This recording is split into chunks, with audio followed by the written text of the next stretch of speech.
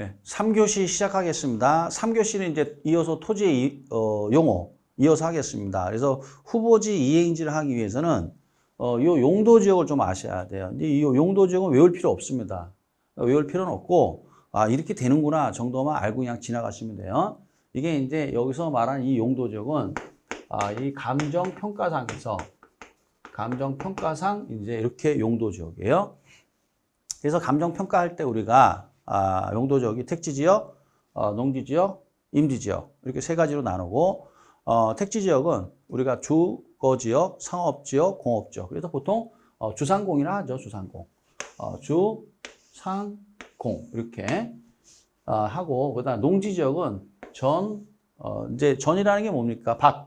답은 뭐야? 논. 그다음에 과수원. 전답과를 합쳐서 우리가 뭐라고 그래요? 농지지역이라 하고 임지지역은 이 용제림과 신탄림이 있는데 용제림이 뭐고 신탄림이 뭔지 몰라도 됩니다. 우리 시험에 안 나옵니다. 그래서 그냥 택지지역, 농지지역 아니면 무조건 그냥 임지지역이다. 이렇게 알고 계시면 되겠어요. 이렇게 알고 있고 그 다음에 이제 이 토지는 이제 경우에 따라서 무엇을 하느냐? 용도 변경을 해요. 우리가 이제 용도 변경이라고 그래요. 용도 변경을 하는데 이 용도 변경을 하게 되면 이제 후보지하고 이행지가 나오는 거예요. 그럼 결론부터 알려드리면 이행지라는 건 이런 얘기예요. 같은 용도 지역 내에서 공장 지역이 주거지를 이렇게 전환될 수 있잖아요. 이걸 전환, 용도 변경 또는 용도 전환이라고 해요. 용어입니다. 용도 변경 또는 용도 전환. 시험에는 이제 용도 변경이라고 나올 수도 있고요. 전환이라고 나올 수도 있어요. 용도 전환 또는 용도 변경. 그러면 공업지역을 토지를 주거지역으로 전환할 수 있잖아요. 그렇죠. 또는 예를 들어서 이제 이 논을 주거지역으로 전환할 수도 있겠죠. 이렇게. 이걸 우리가 뭐라고 그래요? 이거를 우리가 용도 변경이다. 라고 해요. 그럼 용도 변경을 하게 되면 이제 뭐가 나오는 거예요? 후보지와 이행지가 나와요. 그러면 후보지와 이행지라는 건 뭐냐? 용도 변경 중인 토지예요. 용도 변경 중인 토지. 하고 있는 중이다 이거죠. 그러니까 따라서 이제 완전히 용도가 변경이 끝났다라는 게 아니라 하고 있는 중이란 얘기예요. 하고 있는 중을 뭐라고 그래요? 후보지 아니면 이행지라고 그래요. 그럼 쉽게 말하면 이런 얘기예요, 여러분. 여러분들은 지금 어떻게 공인중개사예요? 하고 있는 중이에요. 공인중개사를 되기 위해서 공부하는 중이잖아요. 그럼 여러분들이 공인중개사가 되기 위해서는 이 시험에 합격을 해야 되는 거죠. 그럼 여러분들이 합격을 하시고 합격증을 교부받잖아요. 그럼 공인중개사가 되는 거죠. 하고 있는 중이죠. 그럼 하고 있는 중, 공부하는 중, 이걸 뭐라고 그래요? 후보지 아니면 이행지가 되는 거예요. 이해되시나요? 공인중개사 시험 합격했다? 합격증 교부 받았다? 그럼 이건 후보지 이행지가 아니죠. 용도 변경이 끝났으니까. 근데 하는 중을 뭐라고 그래요? 우리가 후보지 아니면 이행지라고 그래요. 그럼 후보지라는 게 뭐냐? 이렇게 용도 지역이 바뀌면 후보지가 되고 용도 지역 내에서 용도가 변경 중이면 이행지가 되는 거예요. 별거 아니죠? 그래서 후보지 나왔어요. 뭐라고 돼 있어요? 택지지역, 농지지역, 임지지역 상호 간에 그렇죠? 지역 상호 간에 다른 지역으로 전환되고 있는 지역의 토지를 우리가 후보지라고 그래요. 그러면 지역이 바뀐다는 얘기죠. 지역이 바뀌고 있다. 그럼 뭐가 돼요? 이제 이거는 우리가 후보지라는 거예요. 그래서 이거를 뭐라고 그래요? 이거를 후보지. 그래서 이거 보고 무슨 후보지라고 그래요? 지금 답지 지역인데 즉 논인데 택지로 주거지역으로 전환되고 있죠. 그래서 택지 후보지 이런 말을 씁니다. 택지 후보지. 결국은 현재는 논인데 장차 무엇을 쓰겠다는 얘기예요. 택지 중에서도 주거지로 쓰겠다 그 얘기입니다. 이건 이제 후보지라고 얘기하고 그 다음에 이제 이행지는 뭐냐? 이행지라는 것은 말 그대로예요. 자, 이행지라는 게 뭐냐? 말 그대로예요. 여기 보시면 뭡니까? 이자가 무슨 이자예요? 이사할 때 이자예요. 갈 행자. 그래서 이사하는 중이다. 용도 변경 중이다. 이행. 이행이라는 게 뭐야? 이사할 때 이자, 갈 이자예요. 옮길 이자예요. 죄송합니다. 옮길 이자에다가 갈 행자예요.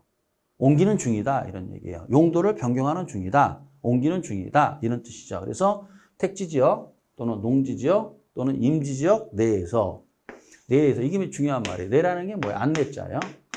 그러니까 지역 안에서 그럼 주상공 요 안에서 또는 뭐야? 전답과 요 안에서 또는 뭐야?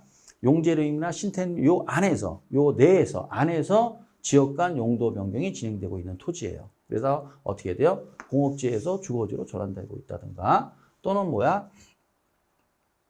과손을 밭으로 전환하고 있다든가. 그럼 이건 지역은 안 바뀌었죠? 지역은 안 바뀌었으니까 이건 이행지라 해요. 그래서 후보지 이행지. 자, 그 다음에 이제 또 나오는 게 필지라는 건데요. 필지라는 게 뭐냐면 여러분들이 이제 뭘 배우실 거냐면 공간정보의 구축 및 관리 등에 관한 법률상 지적에 관한 사항 해서 이제 배웁니다. 이때 이제 어떻게 해야 돼요? 지번이 붙은 공부상 토지의 등록 단위를 뭐라고 그래요? 필지라고 그래요. 그러니까 따라서 지번이 부여된 1필지예요. 지번이 부여됐다는 얘기예요. 그때를 우리가 뭐라고 그래요? 이걸 필지라, 한 필지, 두 필지. 그러니까 예를 들어서 여기가 이제 여기가 이제 반포동이라 합시다. 반포동. 반포동에 뭐야? 2만 1000 필지가 있다. 이런 표현을 쓰거든요. 그러면 2만 1000개의 뭐가 있어요? 땅이 있다는 얘기인데 지번이 부여된 게 2만 1000개가 있다는 얘기예요. 지번이 부여된 게 2만 1000개가 있고 각각마다 다 뭐가 있어요? 토지대장이 다 있는 각각 등기부가. 그러면 등기부가 몇 개 있다는 얘기야? 2만 1000개가 있고 토지대장이 2만 1000개가 있다는 얘기죠. 이걸 뭐라고 그래요? 이거를 우리가 필지라 해요. 그래서 우리가 몇 필지냐 이런 말을 많이 씁니다. 이제 앞으로. 그래서 이제 정확한 필지의 정확한 내용을 여러분들이 이제 뭘 배우시냐면 지적이라고 배워요. 지적. 여기 이제 우리 공시법이라 하죠. 공시법에 보면 이제 등기법이 있고 이 법에 의한 공간정보법에 의한 지적에 관한 사항 그래서 배우십니다. 그럼 배우면 이제 이게 필지구나. 이게 당연한 거고. 그 다음에 이제 여러분들이 1차만 하시는 분들은 그러니까 대한민국의 이제 원칙이 그렇습니다. 예외는 물론 있지만 모든 땅은 지번이 있다 이렇게 생각하세요. 모든 땅은 뭐가 있다? 지번이 있다. 그럼 지번이 부여된 그 하나의 땅덩어리를 뭐라 그래요? 필지라 한다. 이렇게 알고 계시면 되겠어요. 그 다음에 이제 획지라는 게 있어요. 획지라는 게 뭐냐면요. 이건 좀 다른 말인데 여기 보면 획지가 여기 너무 위에 있구나. 죄송합니다. 획지가 이제 나오는데 획지라는 게 획자가 글 획자예요. 글 획자의 땅지자거든요. 그래서 가격 수준으로 그었다. 그래서 가격 수준이 비슷한 1단의 토지를 우리가 뭐라고 그래요? 획지라고 그래요. 획지. 그러니까 획지라는 건 가격으로 선을 긋겠다는 얘기예요.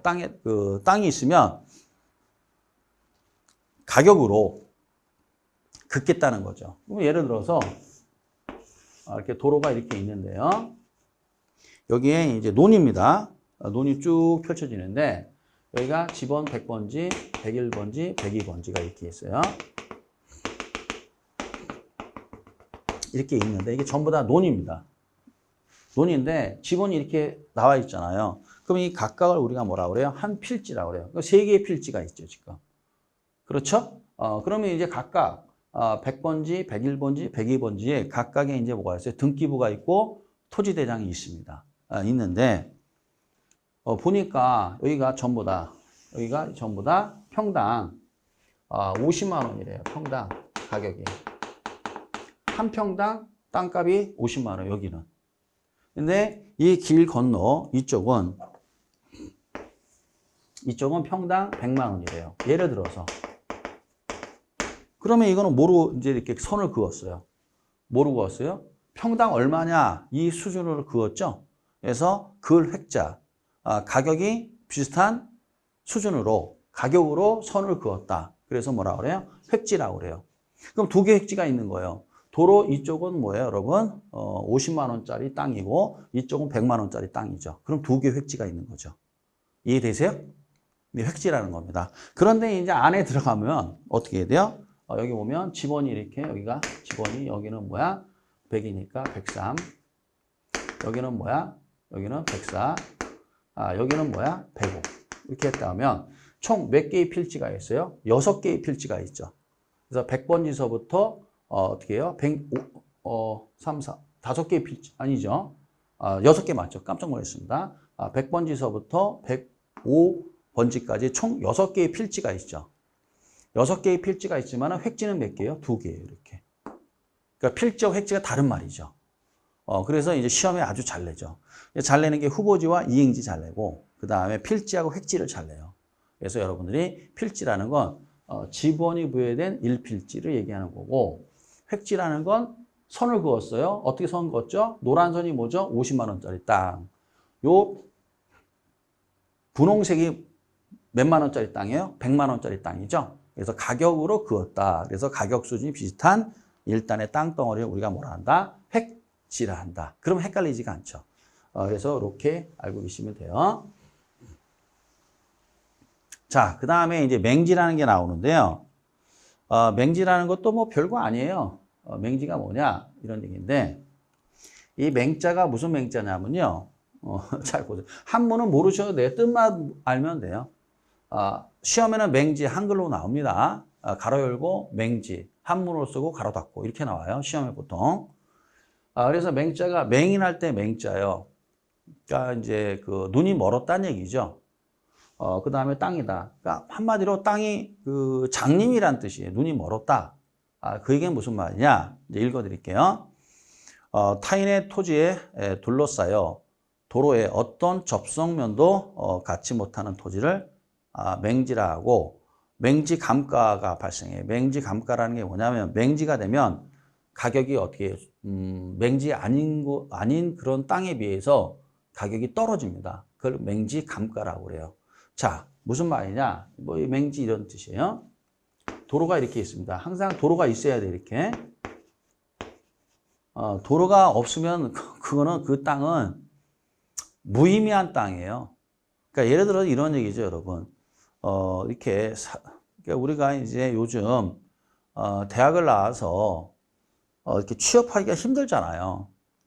그럼 취업이 안 되면 어떻게 해야 돼요? 이게 이제 실업자 아닙니까? 실업자.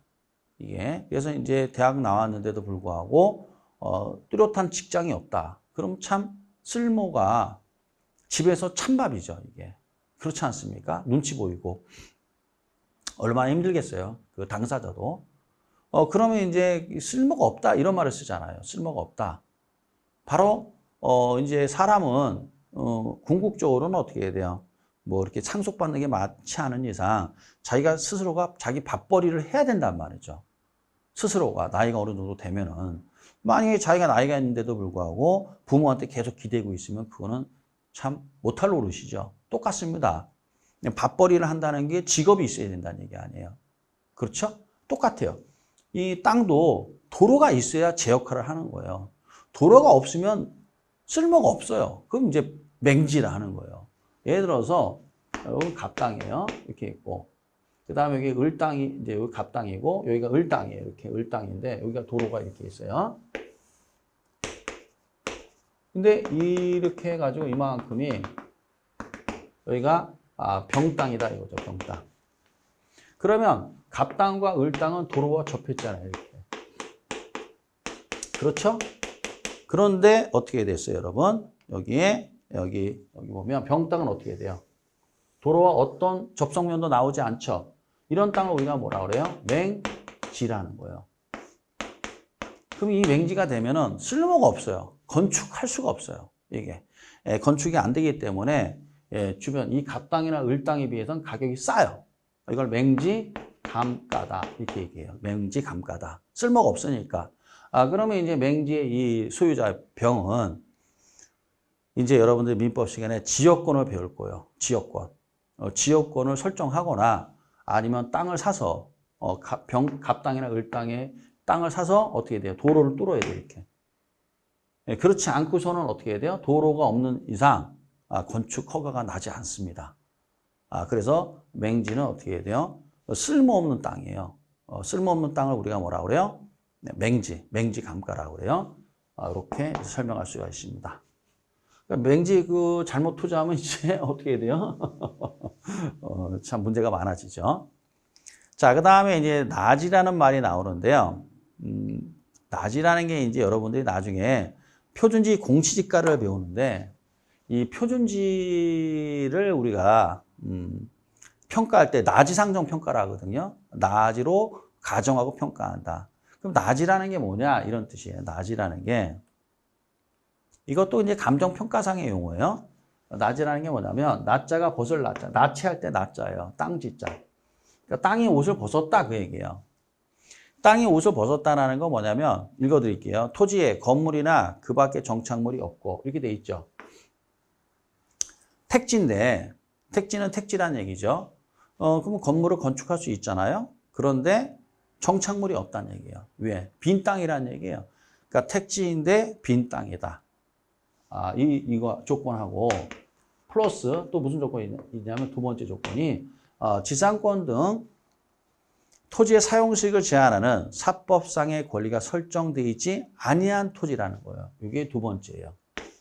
그래서 두 개의 조건을 다 갖추고 있어야 돼요. 1번과 2번을 다 갖추고 있어야 낮이가 되는 거예요. 첫째, 택지입니다. 택지인데 택지상에 건물이 없어야 돼요.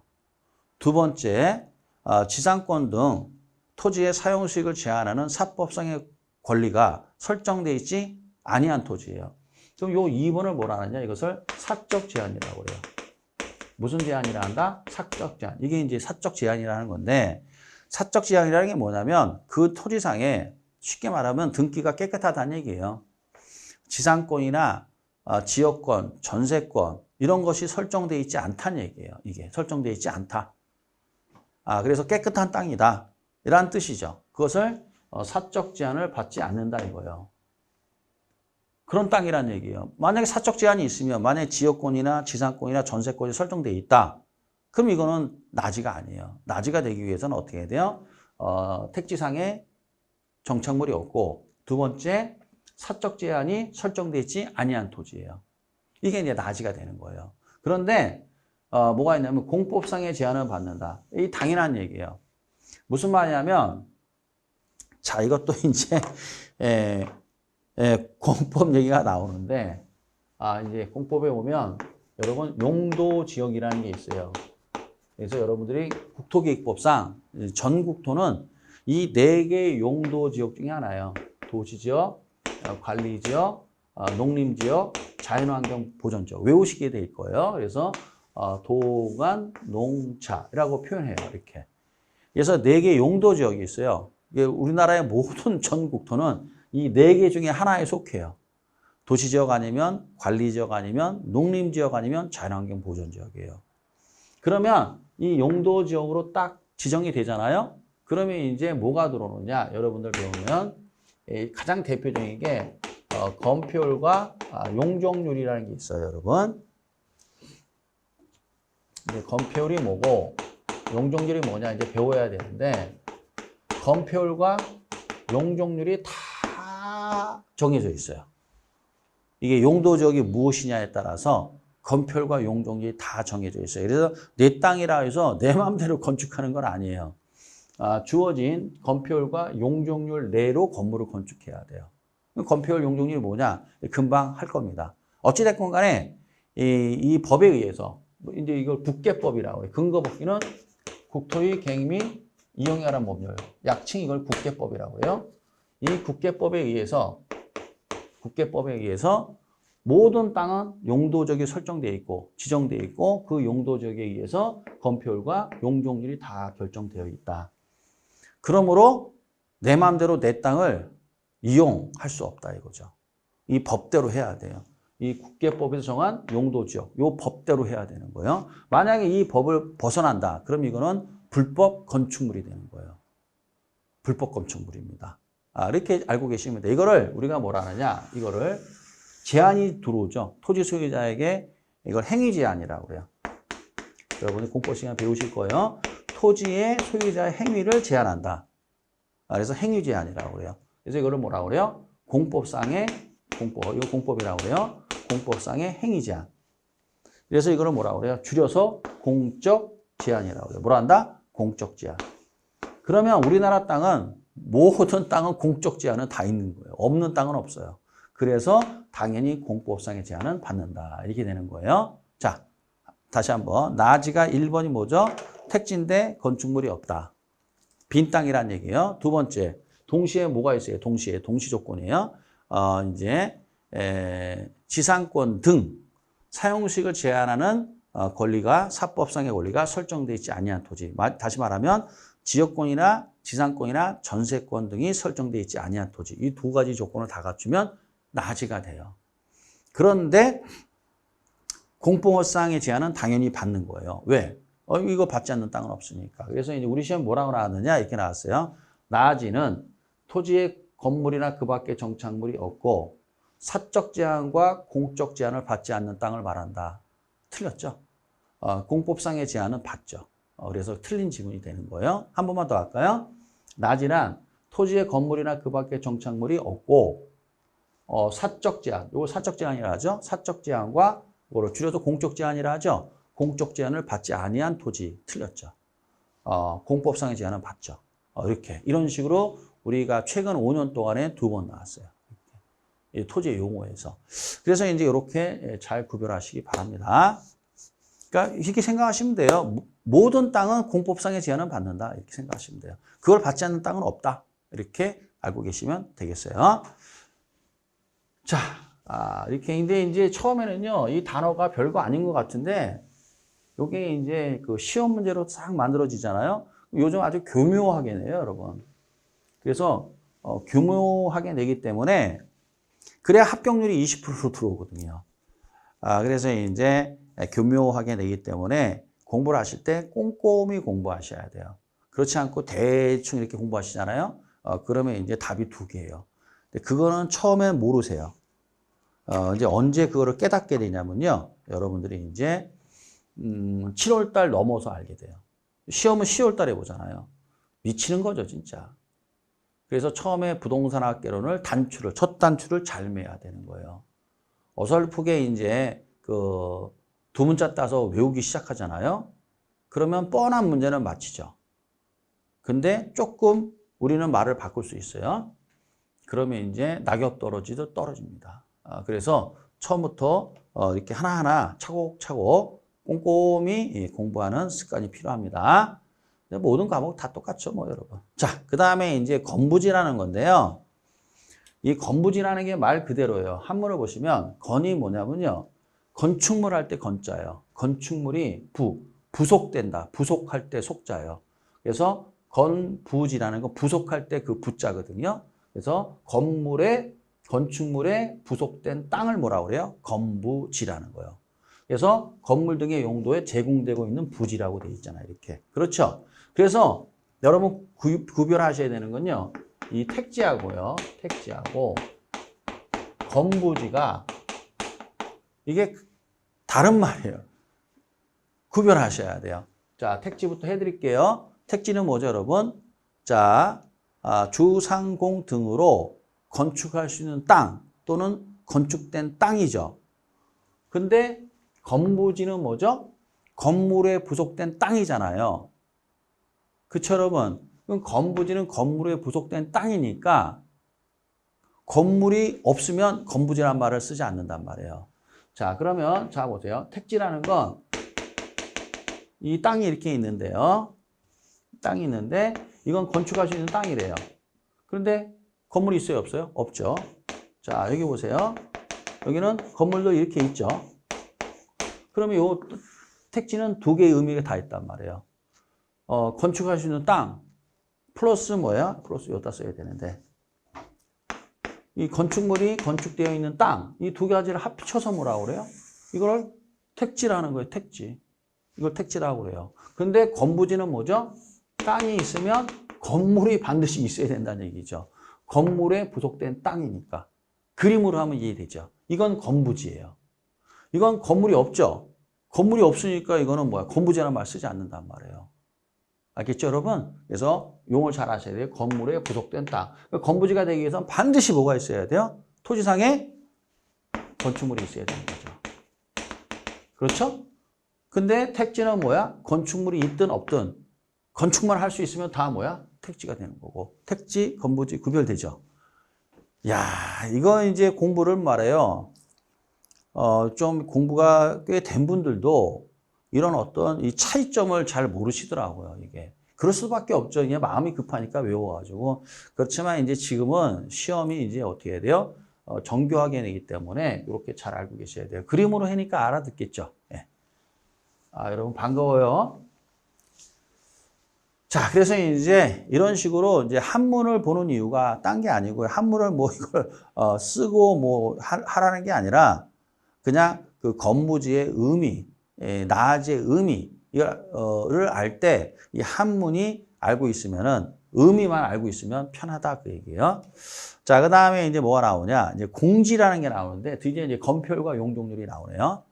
자, 그래서 건표율과 용적률 여러분들이 이제 여러분 국계법 이제 처음에 공법 배우면 이제 국계법을 배우는데 국토의 계획 및 이용 관한 법률 요걸 배우시는데 그때 이제 건표율과 용적률을 배워요. 간단히 이제 저는 간단히만 소개할게요. 1차만 또 하는 분들이 계시니까. 그래서 모든 땅은 건폐율이 있단 말이에요. 건폐율.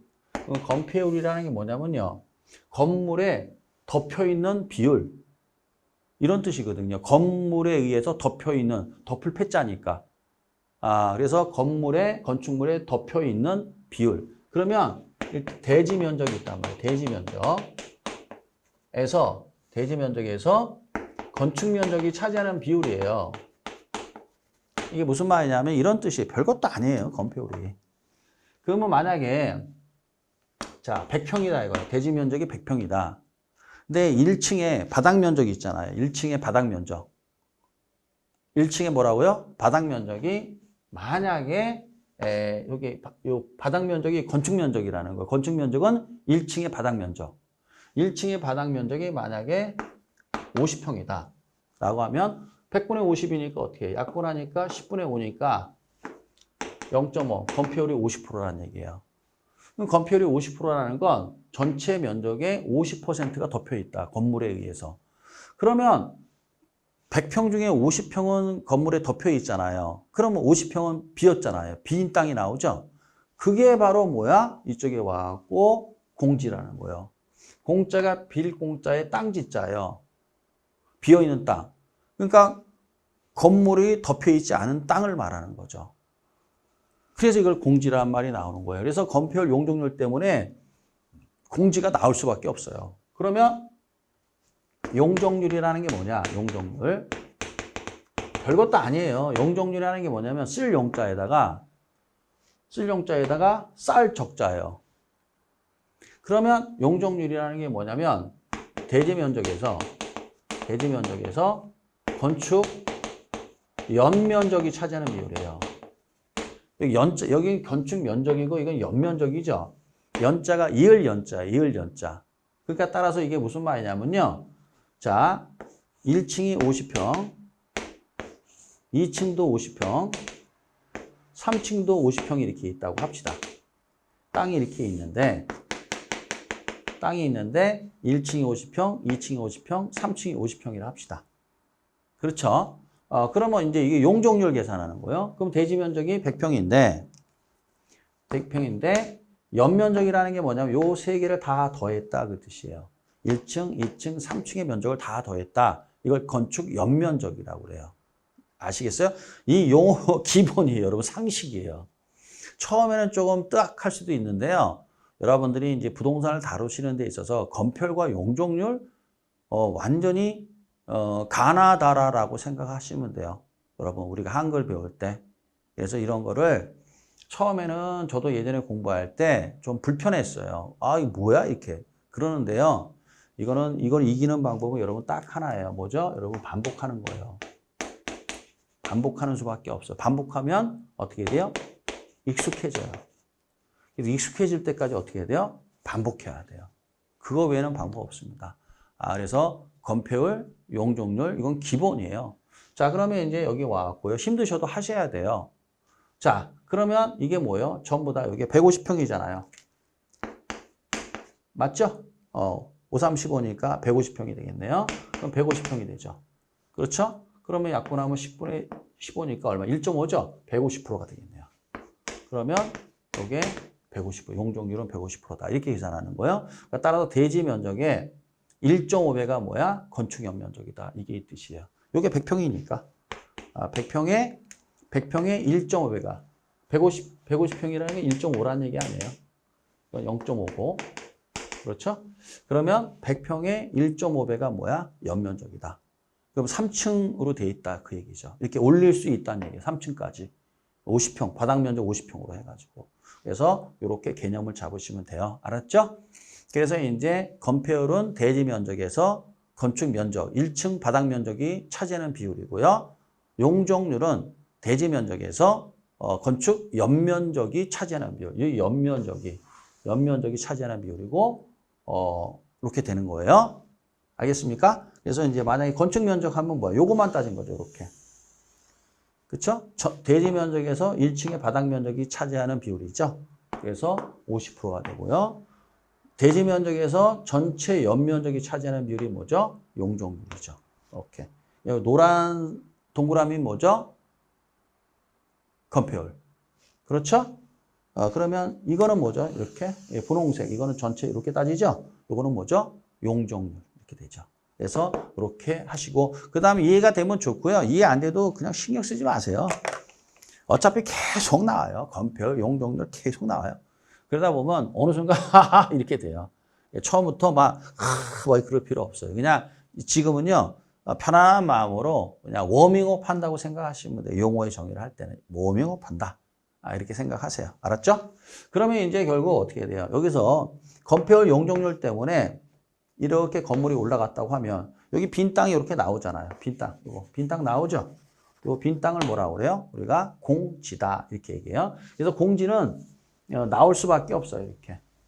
자, 그 다음에 이제 됐고요. 그래서 공지, 건폐율, 용적률 등의 제한 때문에 한 필지 내에 비워둔 토지, 빈 땅. 다음에 이제 소지라는 게 나오는데요. 소지. 자, 11번의 소지가 뭐냐? 이렇게 되는데요. 자, 소지가 나와요. 소지가 뭐냐면 바탕 소자에 땅지자예요. 이 소자가 바탕이 되는 땅이다. 원료가 되는 땅이다. 다시 말하면 대지나 택지. 택지와 대지는 비슷한 말이에요. 건물을 건축할 수 있는 땅, 대지 또는 택지의 원료가 되는 땅이에요. 그래서 대지 등으로 개발되기 이전에 자연 상태로서의 토지. 요게 이제 소지라는 건데 뭐 해드릴게요. 뭐 예를 들어서 이제 도로가 이렇게 있는데 항상 도로가 중요한 거예요. 도로가 있는데 여기 이렇게 여기 임야가 이렇게 있다. 임야가 이렇게 있다. 그럼 여기 이제 뭐야 이렇게 돼 있다 이거예요. 그럼 이거를 우리가 개발을 하고 싶다 이거죠. 개발을 하고 싶다. 그러면 이제 어떻게 해야 돼요? 여기에 도로가 이렇게 들어가면서 어떻게 해야 돼요? 이런 식으로 이제 어떻게 해야 되냐면 그림을 좀 잘 그려야 되는데 정말 그죠? 계단식으로 어떻게 해야 돼요? 이렇게 조성을 한단 말이에요. 계단식으로. 여러분 이제 외곽 가다 보면 뭐 양평 쪽이죠 주로. 양평이나 저 포천 이런 쪽 가면 이렇게 임야니까 계단식으로 이렇게 택지가 조성된 땅을 보셨을 거예요. 그래서 여기를 전원주택 부지로 이렇게 매각을 하는 경우가 있습니다. 그렇죠?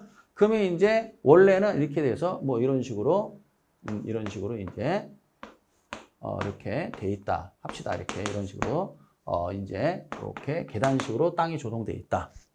그러면 여기가 원래는 뭐였어요? 원래는 임야였죠. 자연 상태로서의 토지잖아요. 근데 뭐로 바뀌었어요? 택지, 대지로 바뀌었죠. 그러면 이 택지, 대지로 바뀌기 전에 요 땅을 뭐라고? 이 땅을 임야잖아요. 임야. 그러니까 자연 상태로서의 토지죠. 그러면 결국은 여기는 뭐로 개발한다는 얘기야? 택지나 대지로 조성하겠다는 얘기 아니에요. 그러면 여기가 택지나 대지로 그렇죠? 조성하게 되는 그 원료. 이 원료를 우리가 뭐라고 그래요? 이 원료를 바탕이 되는 땅을 뭐라고 그래요? 소지라는 거예요. 결국 임야를 어떻게 돼요? 택지 개발해서 택지로 조성하는 겁니다. 그래서 택지로 조성하기 위해서는 반드시 뭐가 있어야 돼요? 이 택지의 원료인 뭐가 있어야 돼요? 소지가 있어야 되는 거예요. 소지가. 그래서 이제 이 여기 보면 요게 이제 요게 택지 또는 대지로 조성하는 거 아니에요? 임야를. 그래서 이거를 택지 조성 사업 또는 대지 조성 사업 이런 말을 쓰는 거예요. 택지 조성 사업 또는 대지 조성 사업.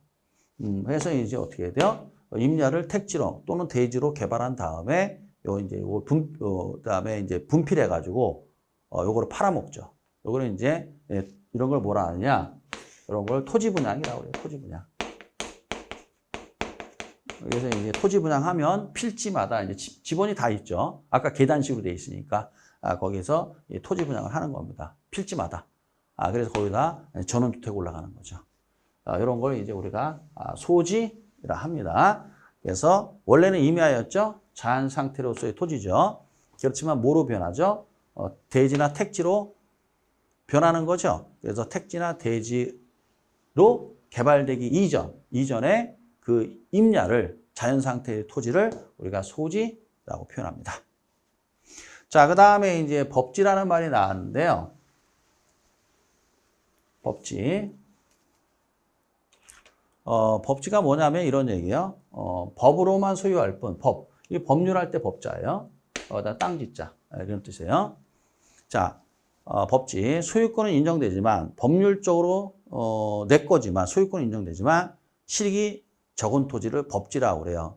법지의 대명사가 뭐냐면 도로면과의 경세된 토지 부분 이렇게 나오는데 이 법지가 이거예요. 예를 들어서 자 이렇게 보겠습니다. 여기가 도로다 이거 도로다. 도로예요. 그러면 이제 도로가 이렇게 있는데 여기가 이제 여기서부터 여기까지가 갑당이라요. 갑. 그럼 여기 건축물이 이렇게 있겠죠. 그렇죠? 그럼 여기 당연히 이게 사방공사 이렇게 있을 거예요. 이게. 그렇죠, 여러분? 예. 자, 그러면 이제 여기 보면 갑이 이만큼을 소유하고 있죠. 그런데 요만큼, 요 부분 있잖아요. 요거 뭐라 그래요? 이걸 경사면이잖아요. 여기죠? 요 경사면 토지는 뭐야? 쓸모가 있어요, 없어요? 없죠. 그래서 결국, 죄송합니다. 예. 또 목이 잠기네요.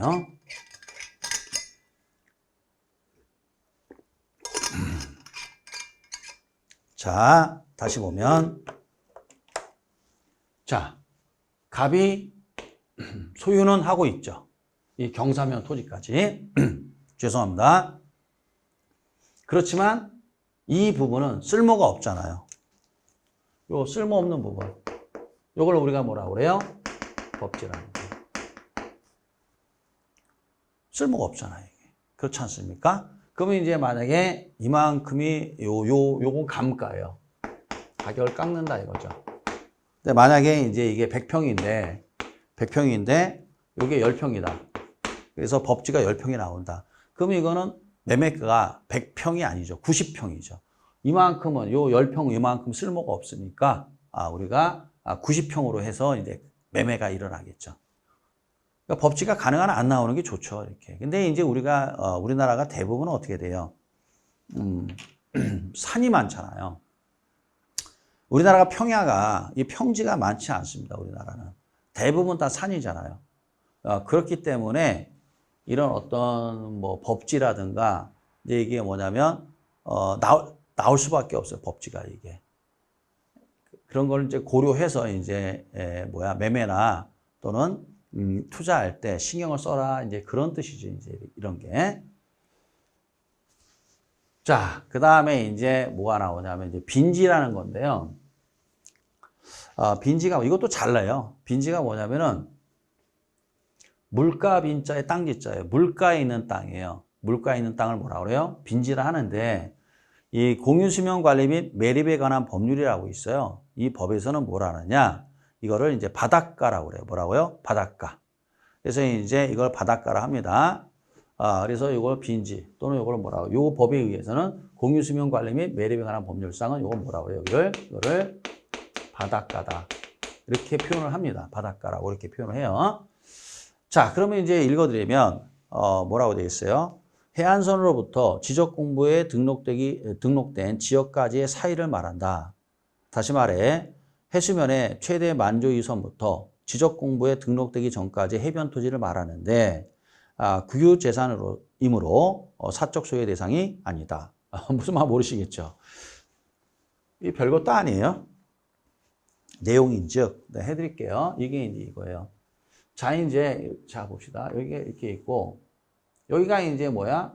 이렇게 이제, 건축물도 있고, 뭐 이렇게 있어요.